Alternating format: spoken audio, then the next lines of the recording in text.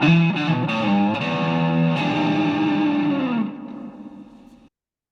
and welcome to another edition of Fragments of Rock. Now, if you're looking at the last one, Beach Boys, that was in May 1972. We now move forward a full decade to May 1982. And that's when Chas and Dave came to Nottingham. I interviewed them. And where was this interview done? Yes, it wasn't nowhere grand. You wouldn't expect it to be grand with Chas and Dave. It was in a pub. I think now, Chas and Dave aficionados may well put me right. And by more means, get in touch with me and say you're wrong. But I definitely saw them at the Maze. So I guess the Maze on Mansfield Road, which is now sadly gone. I think was it called the Foresters before that? It was. I know it's one that I used to take you to when we did Goose Fair. There you were in your pushchair. I say, come on, we're going for a pint. We used to take you in the Foresters. Yeah. Was it the Foresters? Anyway, the pub at the top of the road. Yeah. So the idea was that they would choose their kind of music. Yeah. So I think we've got 3 or 4 Chas and Dave tracks and then 4 of their own. So they kicked off with Ain't No Pleasing You, Chas and Dave. When you come this far north, I mean, people from London, this is quite a long way north, isn't it? Yeah, north of Watford. In the past, there's been a little bit of anti-London feeling at this end. They won't accept London ideas. And your music is typically London, I mean, very much London. And yet you've cracked it. We've been told that, but we've never found it, have we, Chas? I mean, before we started to make records, when we first started to make records, they said you'd have a bit of trouble outside London, but we always found our audiences really good. We've always enjoyed really good concerts and things up in the north, so... It's probably the type of people we are. We're nice blokes, you see. No, I mean, there's a lot of the old stories about sort of Londoners coming up north and being a bit flash and a bit cocky and sort of chucking their weight about, you know. It's the sort of person that you are. And as I said, we're lovely people, aren't we, Dave? Yeah, we ain't flash or nothing. You're not flash, but you're great. I think let's go back to the source of your music. Let's start with Dave. It's obviously London. Yeah, it is London sort of lyrics, obviously in London. We sing in the way that we talk. I mean, people think we're Cockneys and we're not. We're North Londoners. We got sort of tagged with the Cockney thing. But it's rock and roll mixed up. We call it Rockney because it's like, we got to think of a name for it. People kept saying, what kind of music is it that you play? And we sort of couldn't really think of it. Chas thought of it on a train, so we just called it Rockney because that's what it is. It's like a rock and roll based music with like London lyrics. Saves all the arguments because we go through where there's a bit of country and western, a bit of rhythm and blues, a bit of this and a bit of that. So we just use the word Rockney and that's it. Settles all arguments. I think it's true to say that you draw on London life as it was. I mean, surely haven't we lost possibly, that bit? Yeah. Have we what? Have we lost a lot of that chumminess in London now? I mean, the East End feeling. In some parts, I suppose you have, yeah. But it's still there. It's still there. When you go, I mean, when we first started playing, we found a couple of pubs sort of deep in the East End that still had that feel about it, and we stuck with them. It's still there. You can still find it. Is it drawing on what your family life? I mean, like the Sideboard Song, for instance, which we're coming to later. Yeah, not that one in particular, but Gertcha, like that's an expression that my dad uses, and Chas's nan and family use it as well. And we sort of grew up with that word, but it had never registered with us until Big Jim Sullivan said it once on a guitar session. Gertcha, he said to the engineer, like, you know, and we thought, oh, blimey, yeah, we write a song about that. Some songs sort of are from family backgrounds, and other things are just straight out of our head. Because you see, you're just a bit too young to remember the sort of the charabangs going down to Southend, aren't you? Oh no, we're not. No, we ain't. No, they still existed when I was a kid. Yeah, the old day out down Southend. Stand around the charabangs, chuck out your mouldies before they went, and they chuck all their pennies out the window, and the kids used to pick them up and that. Yeah, I remember them days. Because the old charabangs used to go down and stop. Was it the Halfway House? Halfway House pub, yeah. Out came the crates. That's it, crates of beer. Down Southend, a few more pints of beer. That, John, well, I remember it just a bit. Coming from Southend, yeah. Or you're trying to forget that by any chance, are you? Now, Chas and Dave, they sound like a friendly pair. But when you say Hodges and Peacock, it sounds like a couple of accountants, doesn't it? A couple of funeral directors, someone said. Yeah, we just called it Chas and Dave. Because when we first got together, we thought of a couple of fancy names, but we was doing a lot of sessions at the time. And we used to walk in the studio and people would say, oh, here they are, Chas and Dave. Like, and it was just right just to carry on calling us that when we decided to sort of get going properly. We just kept it as Chas and Dave. Although we got Mick on the drums, Mick, our drummer, he's been with us for about 2 years after we started, he came in. But it was too late to change it then anyway. Well, he does a splendid job as well, doesn't he? He does. You've mentioned the fact that you were doing sessions. Let's go back even further. I mean, Chas, your piano, I mean, I love to hear a piano played like that. You were just saying that. I'm not just saying that, but I mean, is it a classical training by any chance? No, most didn't think it definitely would not. No, most definitely not. I do like classical music. I wish I could play it. But I started to want to play piano when I heard Jerry Lee Lewis. Before then, we always had a piano at home. Mum played the piano, but it was sort of a bit ordinary. And I loved the old guitar sounds when they came out. But as soon as I heard Jerry Lee Lewis play the piano, I thought, hang on, there's something different about the way he does it. I thought, I'll have a go at that. That's how it started. How old were you then?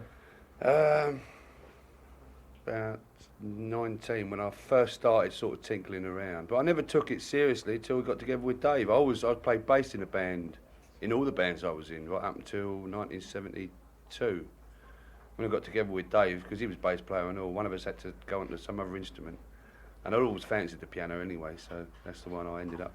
You see, you shattered my illusion. I imagine you're learning in a pub. No, my mum's an old pub pianist, so the influence was obviously there. She never taught me, but I learnt from her just watching her. You mentioned bands you played in before. Which bands have you been associated with? First professional band I was ever in was Mike Berry and the Outlaws. That was in about 1960. Then I joined Cliff Bennett and the Rebel Rousers in the mid-60s. That's where we got Mick from. He was playing drums for them. And the last band I was in before I joined Dave was a band called Heads, Hands and Feet, which was like a country rock band. I don't know if you remember.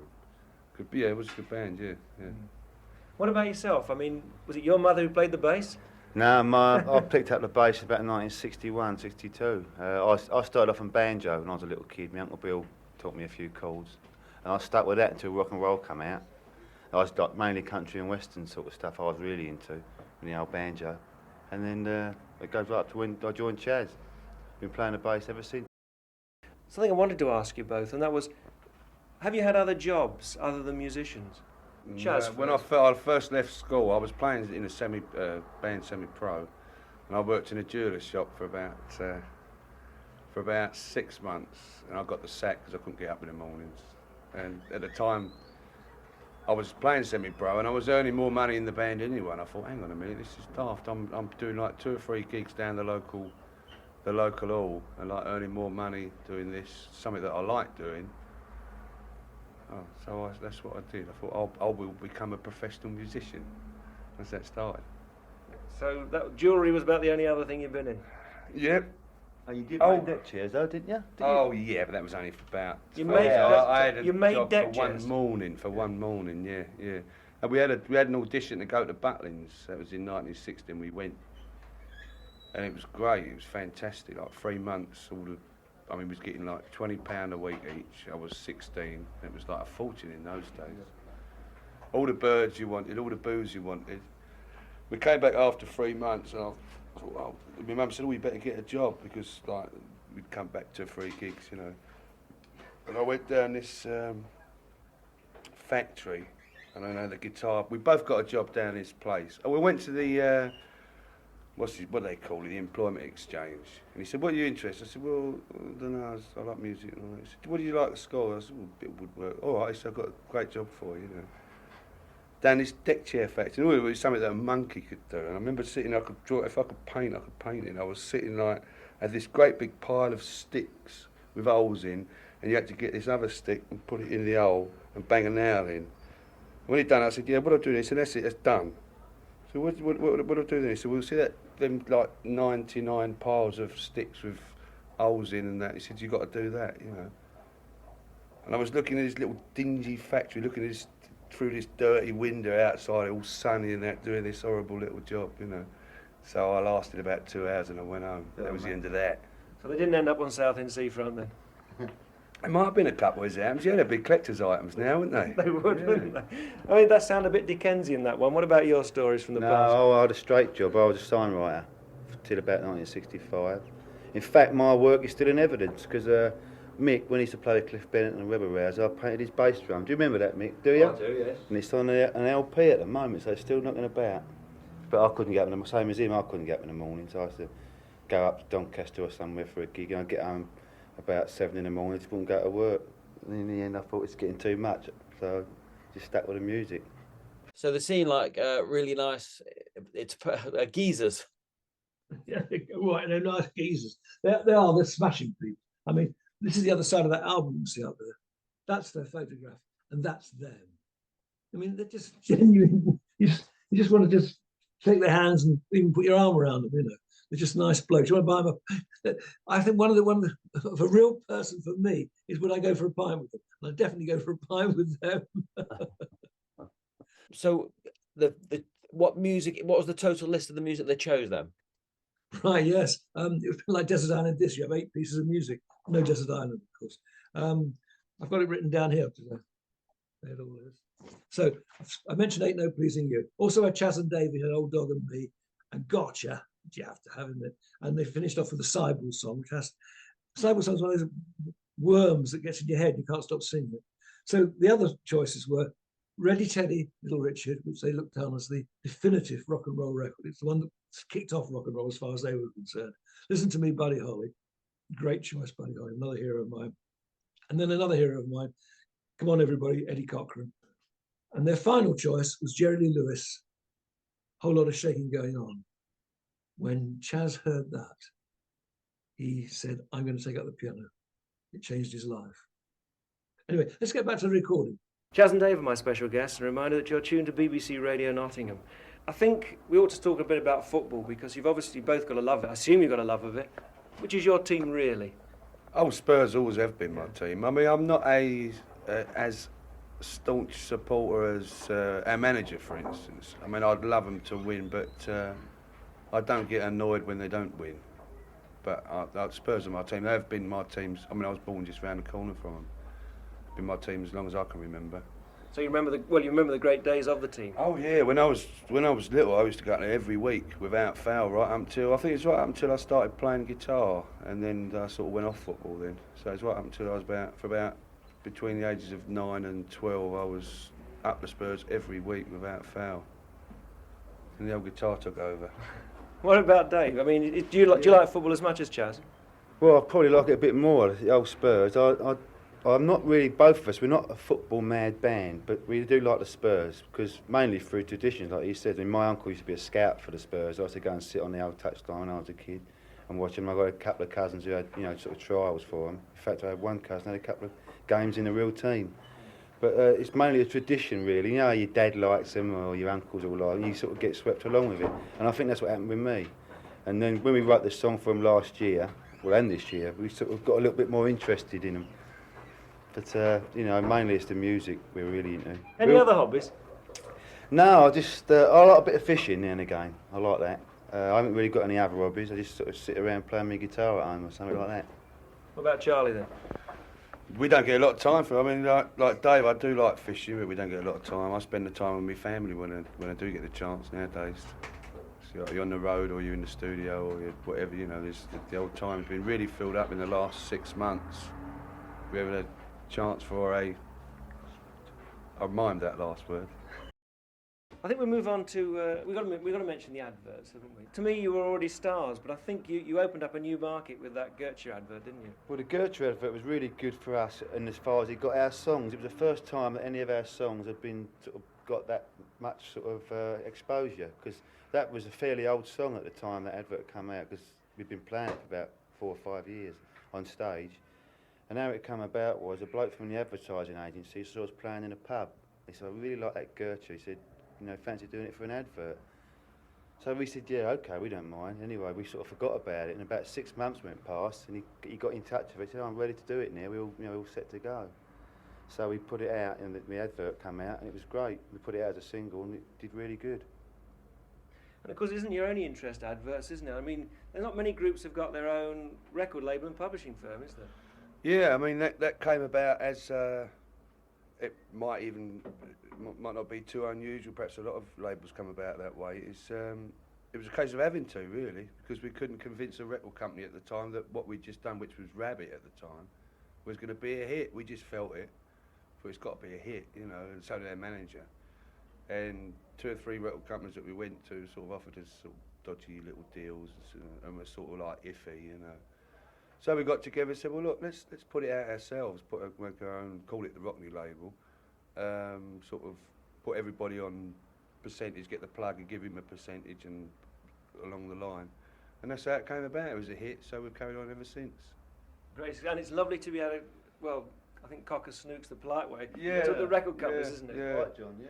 Well, the real beauty of it is, and we've been involved with record companies in different bands for years, is that if, you know, me and Dave, we produce, we write, me and him, we decide what we feel is going to be the single. Then we go to their manager and we say, look, we think this is going to be a single. And usually he says, yeah, okay, great. Or if he's got a particular reason that he doesn't think it should be, we sort it out. It's all done within an hour. And then you're on the move, you know. With record companies, used to get the thing that you just finished your recording, you've delivered it to the studio, and you ring up and you go, oh, I've heard it yet, what do they think, you know? Oh, so-and-so's, he's just gone on holiday, be back in 2 weeks' time, there'll be a meeting then. So you go, okay. You ring up in 2 weeks' time, say, right, can we have a meeting to discuss, you know, what you feel about what we've just done? Yeah, okay, he's back, but so-and-so, he's just gone on holiday, he'll be back in, and you're just sitting around doing nothing, you know. The beauty of having your own record company is you can get an answer, yes or no, and if it's no, you do something about it, you know. Any other ventures you got? No, we haven't. We might be producing some other artists in the future, because people have been getting in touch with our manager asking for Chas and Dave, you know, to produce them. So, but the only thing is we're really busy gigging at the moment, and we haven't had a lot of time to do anything in that direction. But you know, in the future we probably might do. At the moment, as I said, we're just gigging and writing and recording all the time. Jerry Lee Lewis next. Yeah, we're both big fans of Jerry Lee. This is the first one I really like. I would like Shakin. A bloke came to my sister's engagement party and played it on the piano. Before I even heard the record, and I thought, he just sort of knocked me sideways. I said, where'd you get that from? I said, oh, it's Jerry Lee Lewis. I mean, we always go and watch him and see him when he comes over. In fact, Chas has done a couple of gigs with him and played on the London Sessions album and things. And we always go and watch him. He's not always on form, you know, but when he is on form, he's the greatest. What about the future? Well, we often ask that about the future. Well, we want to do a musical. That's one thing we have got in the back of our minds. We like, because we think a lot of our songs tell little stories in it, and they're really suited for a musical. But there again, like, it's getting the time to do it. We don't really know when we're going to sit down with that. I could see you taking music out of it and almost doing a sort of television series around some of these characters that could come out of it. Yeah, that's been suggested too. We've had a few things come through to the office about that in particular, rather than a stage musical, do a special one-off show with the songs in it, you know, which will sooner or later we will be doing. Like Dave said, you think we was going to do it this year, then we went and had the hit, so we never had time to do it, you know. But that happens, you know. You don't know, like when the year starts, like we sort of sit down, what are we going to do this year? And Ain't No Pleasing You was likely to be the next release. Now, for instance, if it hadn't have gone, then you think, right, well, it does give you a bit of time to do other things, you know. But once it's a hit, then you've got to do this Top of the Pops and all that old lark. Must be terrible. Must be really terrible. But your bank manager's happy though. Oh yeah. No, you know, it's great. There's never a dull moment, you know. If there is a sort of a lull in what we're doing, then we go away and write some songs. So there's always something you've got to do, you know. In fact, that is a little bit of a drag now, because we want to get an album out at the end of this year, and we've only got one song for it so far, so we've got a bit of work in front of us. But we're going away for a couple of weeks to a little cottage up in Peterborough that we usually use. We stick ourselves away for a while and just churn them out, or Try and churn them out. Yeah. It strikes me, looking at you both, the only thing in the business you haven't sort of done is acting. I mean, do you fancy yourselves at acting? I couldn't do it, I don't think. You're acting all the time. I knew, yeah, he had to say that. I couldn't do anything like that. I mean, that's not an area even remotely interests me. I just like the music. I can't stand all that. I mean, Top of the Pops is a good example. I mean, I suppose filming takes 10 times longer than doing something as simple as Top of the Pops, but you're up there all day long. You're up from 10 o'clock in the morning till 7 at night, and like, you're hanging around all day long. I mean, there's no pubs even to go to. I couldn't stand hanging around in studios filming. Special exception. Would they let us do it in one take? Yeah. Film star, yeah. I wouldn't mind playing Dave Peacock, but I wouldn't like to play no one else. Well, I was thinking of that, playing that's yourselves, all right. you know, as characters. Oh yeah, I could do that, all right. Yeah? I don't think, I know what Dave means, I don't think our heart and soul would be in it, because when it comes down to it, music is what we we really want to do, really spurs us on, and getting new songs done and new ideas. So acting is better off for someone else that's better. The way we look at it, do what you do best, and acting wouldn't be. Well, I think we could probably do it a lot better than a lot of others. Well, both of you, thanks very much for coming Thanks on a the lot, programme. John. Thanks for talking to us, mate. Cheers, John.